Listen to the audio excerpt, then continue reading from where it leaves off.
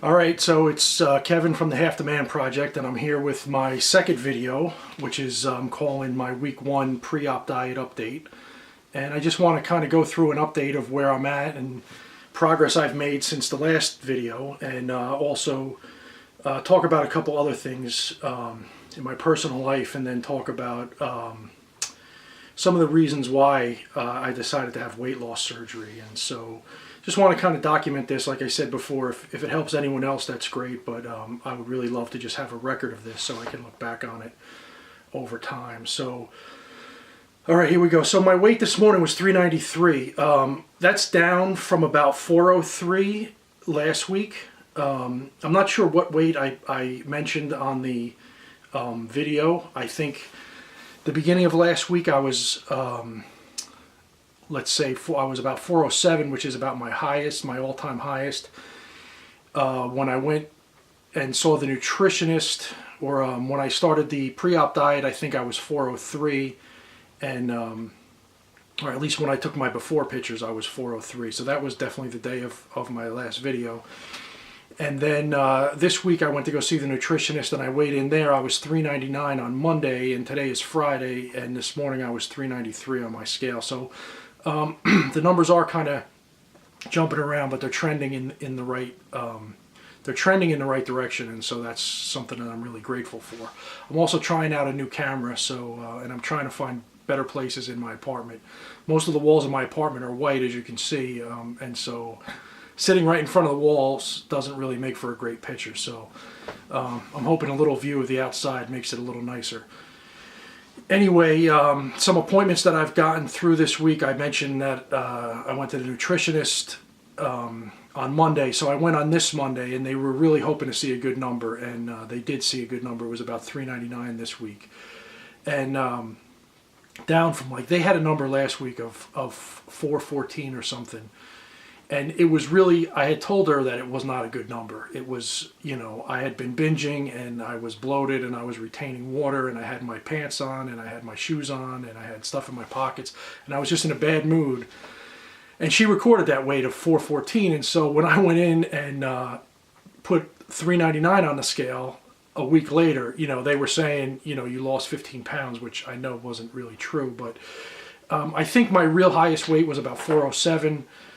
You know, minus the clothes and minus the bloating and the water retention and stuff. And so this week I think 399 was a real weight at the beginning of the week. I think 393 is where I am now. I think that's moving in the right direction. I also last Friday went to the pre-admission testing at the hospital, which you know, it went fine, and they're just doing their thing to make sure that I'm safe, but really was annoying to me again. It was, I had just got an endoscopy in that hospital the week before, and I had to go for kind of like a pre-admission for the endoscopy, and so I sat in the same room with the same nurse and answered the same questions and had the same tests and talked to the same anesthesiologist. It was like Groundhog Day. You know, I thought when the anesthesiologist came in, he wasn't going to examine me again, but he went through and examined me all over again. And I had just had anesthesia in their hospital. So he could have talked to the anesthesiologist and said, how was this guy to intubate? But whatever, they're doing their job. And as long as they're keeping me safe, you know, the endoscopy went well. And so I can't really complain too much. And then the last appointment I had was just this morning. I saw my primary care physician, and he cleared me. He has to write a letter of clearance to say that I'm okay, that I'm safe. So the pre-admission testing, they faxed over all the blood work and the EKG and stuff, and he signed off on that. The interesting thing about my primary care physician is that he is also, I don't really have a physician. I go to this kind of, I call it a doc in the box, called The Doctor Is In, and the doctor that I see is really overweight, totally morbidly obese. I would say he's got to be close to 400 pounds, if not a little more. And so here he is checking me out for bariatric surgery, and he's telling me, you got to come in and tell me how it goes. You know, I'm using you as my role model. So who knows? Maybe you know, maybe I'll be able to help him down the road. The other thing is, I think I just mentioned that I have a tremendous amount of stress in my life. You know, part of what has led me to gain so much weight recently in the last couple of years. So in 2010, In 2010, I'd lost 100 pounds and I'd gotten down to about 280. I'd gone from like 360 to 280. I guess that's 80 pounds. And then I got divorced. And, right as I kind of got to 280, my marriage fell apart. My marriage had been terrible and had been falling apart for a long time. And I think what happened was that was one of the primary reasons why I was 360 was I was dealing with the pain of my marriage without actually dealing with it. And so once I lost the weight, I was forced to deal with it. Me and my wife separated in 2010. It was extremely contentious and extremely painful. And, I have a young daughter. She was about 10 at the time, or 11. And just watching her go through it and going through it myself, food just became my coping skill. And then when my divorce finalized, my daughter started having medical issues, and that's been ongoing. So for the last 4 years, since 2010, I've been in a tremendous amount of stress, and it's still ongoing. Things with my daughter are, they get better and then they get worse. And food has really been my primary coping skill. And when my daughter started getting sick, I really turned to food, and I ballooned up again from 280 up to 400 or 407. And that's where I am now. And so I've kind of made this decision to have weight loss surgery. And in a few minutes, I'll go into the reasons that I've made the decision. But the one of the last things I wanted to touch on before that is I'd watched a video this week and somebody talked about food funerals. And I mentioned in my last video this Last Supper syndrome. And so, as I sit here today and I think about it, I did have plenty of food funerals in the last few weeks. And like I said, the nurses and the nutritionists at the surgery center were kind of getting on my case about it and forcing me to start the pre-op diet early. And even that week that I lost their 15 pounds on the pre-op diet, I still had a couple food funerals in there. But one of the things I wanted to say is that I know other people have different opinions, and this is just my story, and I'm just going to tell my truth. But, food has been a reliable companion to me, my best friend, probably my primary coping skill for a very long time. I'm 45, and I've been overweight my whole life, to one extent or another. And, I made the decision to have weight loss surgery, and I knew that decision entailed giving up my friend and my buddy and my confidant and my coping skill. I knew that's what that decision meant, and I accept that I'm going to have to live my life differently and not rely on food and find other means of dealing with my emotions and dealing with my stress, and I'm completely committed to that. I just don't want to take it trivially that it's coming to an end. My relationship with food is coming to an end, and I don't know.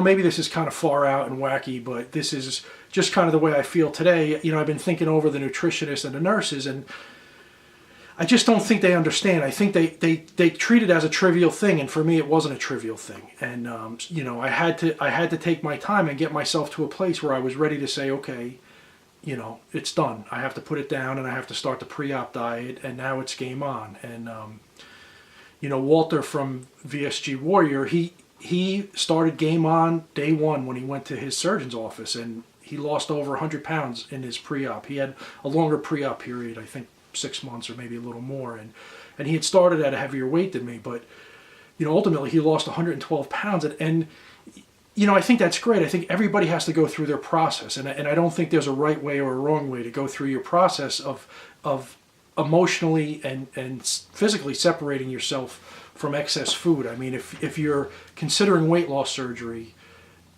food is an issue for you. Whether or not you're a food addict, I'm not going to weigh in on that debate, but clearly if you're overweight enough to consider weight loss surgery, food is something that you rely on as a coping skill or a coping mechanism on some level. And so whatever your process is to get through getting ready to let that go, I think you have to go through that process. And I don't think there's a right way or a wrong way. I think some people can just let it go.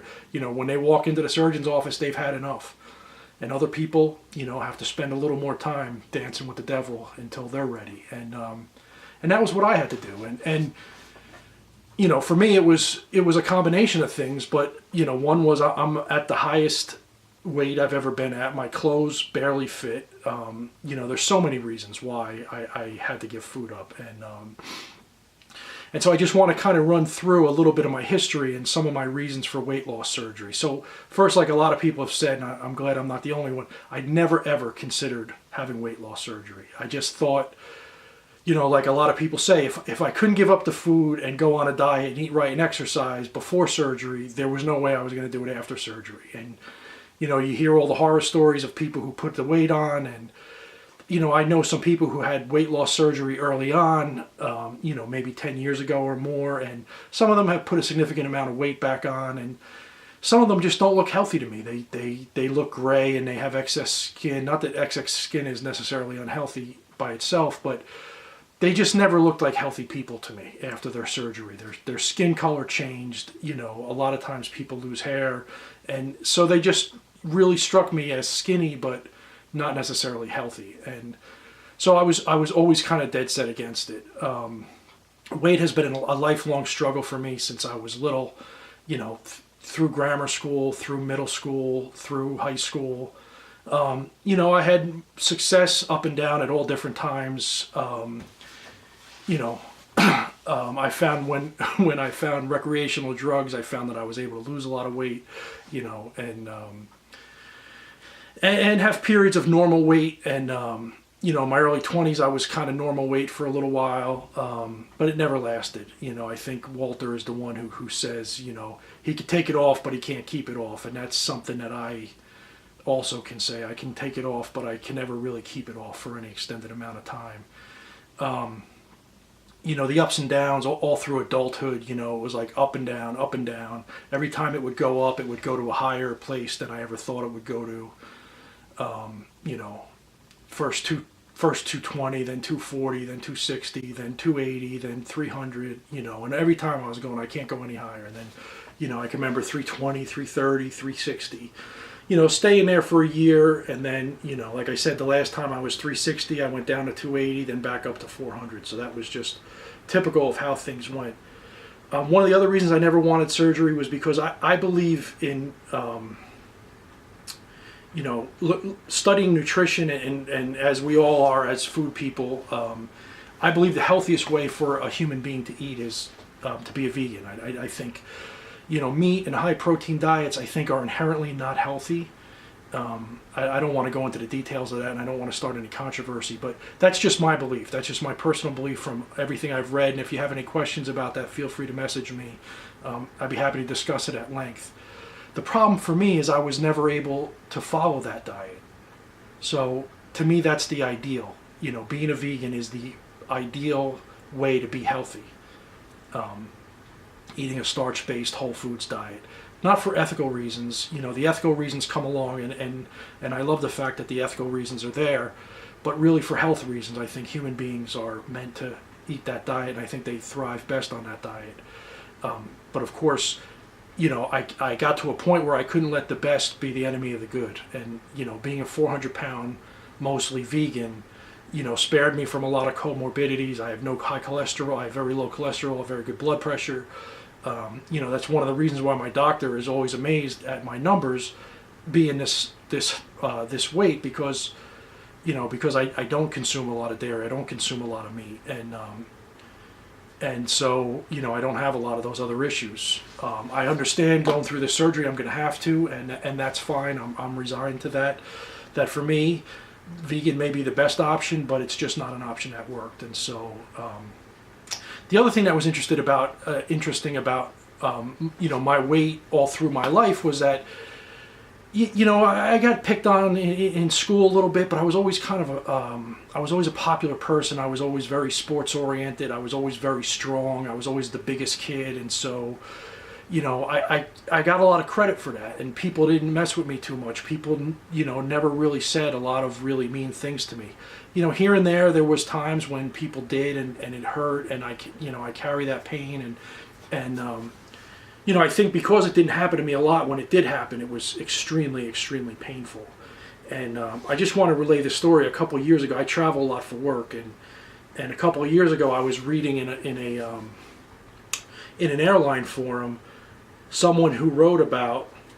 It was an article actually in a travel forum like I don't know, Expedia or something, and it was basically about overweight travelers, and it was kind of saying how all the different policies and whether or not, airlines should be able to charge people for 2 seats and whether or not the seats should be bigger and, whether or not there should be restrictions on people who are overweight flying and all this stuff. And it was kind of just a general article, not really taking a specific point of view.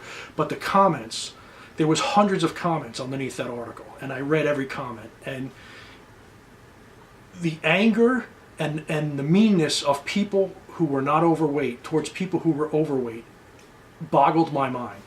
I had traveled for years, sat on many planes, sat in coach, never needed a seatbelt extender, but always filled my seat and spilled into the next seat and, sat next to many people and inconvenienced many people, and never did somebody say something to me. Never did a person make a rude comment to me. And reading the comments that people had gotten, overweight people were saying the kinds of things people had said to them, I couldn't believe that I had never experienced it. And then I kind of put 2 and 2 together, and I was talking to one of my friends. He said, look at you. You're an intimidating person. You're 6 foot. At the time I was 350 pounds. He's like, you're 6 foot, 350 pounds.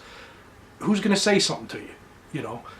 So I guess that's that's kind of something that I think men get away with being overweight a little more. The other thing is that, and I'll just mention this a little bit. It's like, romance is something that I was married for 17 years, but I was overweight when I was younger, and I always dated and always had girlfriends. And then even after my divorce, even at 400 pounds, I'm still dating. I still find women, I don't know. It kind of boggles my mind, but I think it's just more acceptable for men to be overweight. I think, society just kind of accepts it in a way that they don't accept it for women. I don't know that that's fair or not. The last couple things, I can see I'm going way over in time, but I just want to capture this all down. I don't expect you to watch this whole thing. I doubt you've watched this far, but if you are, go watch VSG Warrior Walter. His videos are way better than mine, and I can't even believe I'm making videos, but only for myself anyway. One of the things I wanted to say was that when I got to 400 pounds, things in my life changed. Prior to 400 pounds, I really wasn't suffering a lot. I did have some things. I did have some aches and pains and stuff, but at 400 pounds, my mobility was starting to be impaired. My ability to take a shower, my ability to use the bathroom. There was just a lot more things that I couldn't do. Putting on my shoes, putting on my socks. It was all becoming very, very difficult. That really happened last summer, the summer of 2013, and it was scary, and it was a dark place. It was depressing, and it was scary, and it really made me feel like, there were times when I really saw the pits of despair and didn't really want to go forward. It wasn't like I was actively hoping to die, but I was kind of thinking, if I don't wake up one day, that'll be all right. And that's a place I never want to go to, and then, this past year I've been really trying to lose weight, doing the OptiFast, doing a bunch of different things, and having a little bit of success and getting some mobility back. It seems that 400 pounds for me is really where the mobility stops. At 390, I have no problem putting my shoes on, no problem doing anything. 400, at 400 pounds, I feel like I'm 10 pounds away from being a shut-in. And that's not any place I ever want to be again. So, basically, as anyone who's been morbidly obese knows, I really haven't been living my life. I haven't been doing a lot of the things that I want to do. I haven't been able to go on amusement park rides with my daughter. I travel for work, but I can't really travel now. I can travel internationally because I fly business class, but I can't really fly and coach. I haven't been on a plane in over a year, probably over 2 years now. I think it limits my career. I think it limits my relationships. It certainly limits my enjoyment of life. I can't go to concerts. I can't go sit in theater seats. There's a lot of pain involved. Fitting in your car, fitting in your clothes. There's just a lot that goes along with being this heavy. And I think one of my ideas for one of my next videos is things that I'm not going to miss. This video is coming up on 20 minutes, so I'm going to cut it here. I got through everything that I want to get through. The last thought is, I haven't really been living my life. I'm really looking forward to it. It's time for me to start. The weight loss community on YouTube is fantastic. I've been really just watching videos almost constantly. Just, I started as a way to educate myself, and now it's just a way to inspire myself and show me the way. I mentioned Walter. He's a couple weeks in front of me. He just had his surgery a week and a half ago, and all the other people, Less of Sarah, Fat King's Phil, I can't think of some of the other ones. But really, it's been fantastic, and it's just such an important resource. And I thank everyone who takes the time to do it, and I'm really happy to be part of it. So thanks.